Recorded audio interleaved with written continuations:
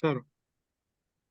Buenas noches, nosotros somos el grupo número 5, integrados por Brian Aguirre, Diego Chávez, Luis Lazo, Yulema Rodríguez, Marco Álvarez y Karina Cacuenco. En relación a la asignación de la tarea número 3, hemos escogido la sentencia número 622 de NA del caso Nelson Serrano. Concedo la palabra a Marco Álvarez. Ya, buenas noches. Yo les voy a hablar sobre los sujetos procesales. La parte accionante en este caso es Nelson Serrano Sáenz. La parte demandada es el Estado ecuatoriano, intervenido por 4 ministerios, que son la Secretaría de Derechos Humanos, Ministerio de Finanzas, el- la Secretaría de la Mujer y Derechos Humanos y la Secretaría, ¿cómo es? El Ministerio de Relaciones Exteriores y Movilidad Humana. Hasta aquí mi intervención. Le doy la palabra a Karina Cacuán. Los hechos relevantes. El 10 de marzo del 2003, representantes del señor Nelson Serrano Sáenz presentaron una petición individual ante la CDIH, la Comisión Interamericana de Derechos Humanos. El 24 de octubre del 2005, la Comisión declaró admisible la petición en cuanto a los derechos consagrados en el artículo 1, 5, 7, 8, 20, 22 y 25 de la Convención Americana sobre los Derechos Humanos. El 21 de febrero del 2006, los peticionarios ratificaron ante la CIDH la imposibilidad de llegar a un acuerdo y solicitaron al organismo que continúe con el caso. El 17 de julio del 2008, la CIDH, en virtud del artículo 50 de la Convención Americana sobre los Derechos Humanos, aprobó el informe de fondo preliminar. Este fue notificado a los peticionarios y al Estado para que cumpla con las recomendaciones encaminadas a la reparación de las violencias de los derechos en contra de Nelson Serrano. Frente a este informe, el Estado ecuatoriano solicitó dos prórrogas para cumplir con las recomendaciones constantes en el informe mencionado, las mismas que fueron aceptadas por los peticionarios y concedidas por la CIDH.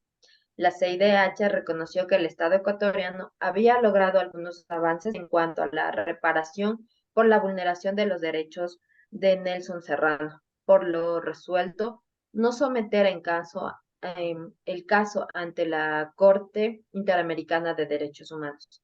El 20 de marzo del 2009, la CIDH adopta el informe de fondo 3209 en virtud del numeral 3 del artículo 51-56 de la Convención Americana sobre los Derechos Humanos, el mismo que es puesto en conocimiento del Estado y se convierte en el informe definitivo el 8409. A continuación, mi compañera Yulema Rodríguez. En cuanto a los principios procesales aplicados, en el marco del Sistema Universal de Protección de Derechos Humanos, se han desarrollado instrumentos que de manera referencial permiten comprender el alcance de las asistencias jurídicas. Así, se cuenta con los principios y directrices de las Naciones Unidas sobre el acceso a la asistencia jurídica en los sistemas de justicia penal. En el principio 3 establece el deber del Estado de garantizar a toda persona detenida, arrestada, sospechosa o inculpada por delitos penales susceptibles de ser castigada con pena de reclusión o muerte, asistencia jurídica de todas las etapas del proceso penal. Estas directrices señalan además que el Estado debe garantizar la posibilidad de una nueva revisión de su caso, el acceso a asistencia jurídica para interponer apelaciones y presentar solicitudes o para formular peticiones de indulto, en particular cuando se trata de reclusos condenados a la pena de muerte, así como para solicitar la libertad condicional y representación letrada en las audiencias correspondientes, prestar asistencia jurídica a las personas que hayan sido arrestadas o detenidas de manera ilegal o que hayan sido objeto de un fallo definitivo de un tribunal como resultado de un error judicial, a fin de que esas personas ejerzan su derecho a que se celebre un nuevo juicio y permitir que personal parajurídico preste a las personas detenidas las formas de asistencia jurídica que estén autorizadas en la práctica o la legislación nacional. A continuación le concedo la palabra al compañero Diego Chávez. Bien, muchas gracias. Quien hace el uso de la voz y la palabra, soy Diego Chávez. A continuación vamos a hablar sobre las sentencias emitidas por los jueces que conocieron la causa. Existieron dentro de ellos dos informes. El informe 2908, que fue un informe preliminar por la CIDH, donde Alejandro Ponce Villasís, a pedido de María del Carmen Polit Molestina y Alfredo Luna Serrano, madre y sobrino, respectivamente el señor Nelson Serrano Sáenz, conjuntamente llamados peticionarios, en contra del Estado ecuatoriano, por su parte, que sostuvo que en esta etapa de admisibilidad, que las conductas que se le imputan no constituyen violaciones de los derechos reconocidos en la Convención Americana, y consecuentemente corresponde a su desestimación. Dicha posición que se sustenta en que el Estado considera que el señor Serrano constaba como extranjero en las distintas bases de dicho país.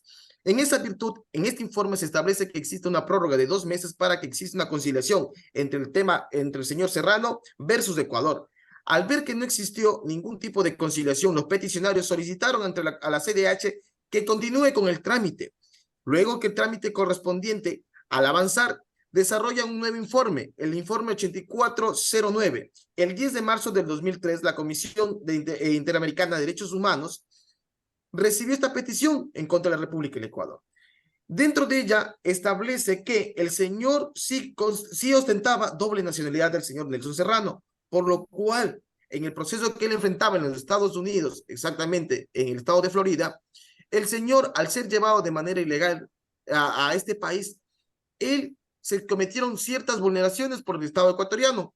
¿Cuáles son las vulneraciones que cometió el Estado ecuatoriano al permitir que se extraditara a este ecuatoriano, a esta persona con doble nacionalidad?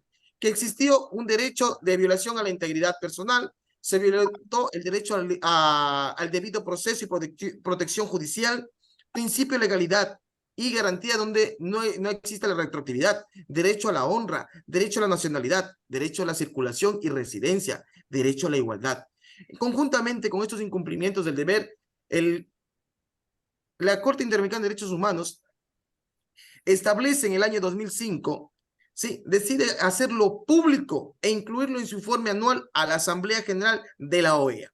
Hasta allí mi intervención. Extiendo la palabra a mi compañero Luis Lazo.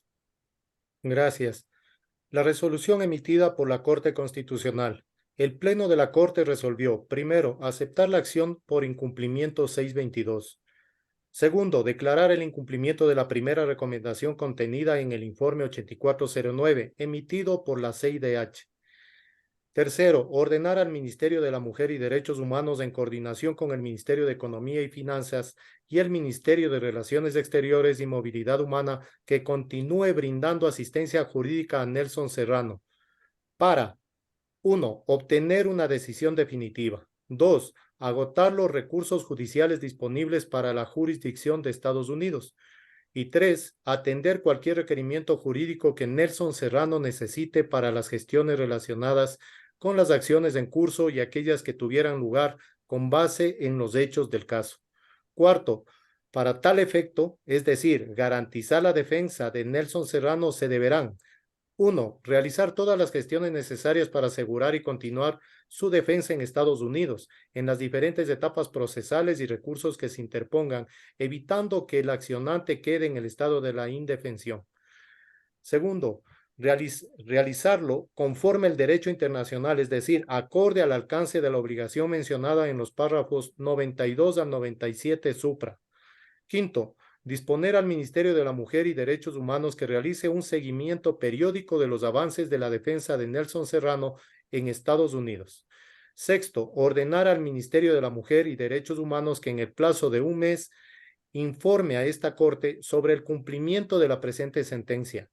Séptimo, notificar a la Comisión Interamericana de Derechos Humanos con el contenido de la presente sentencia. Octavo, disponer a la Secretaría Técnica Jurisdiccional de la Corte Constitucional el inicio inmediato de la fase de seguimiento. Noveno, notifíquese, publíquese y cúmplase. Concedo la palabra a Brian Aguirre.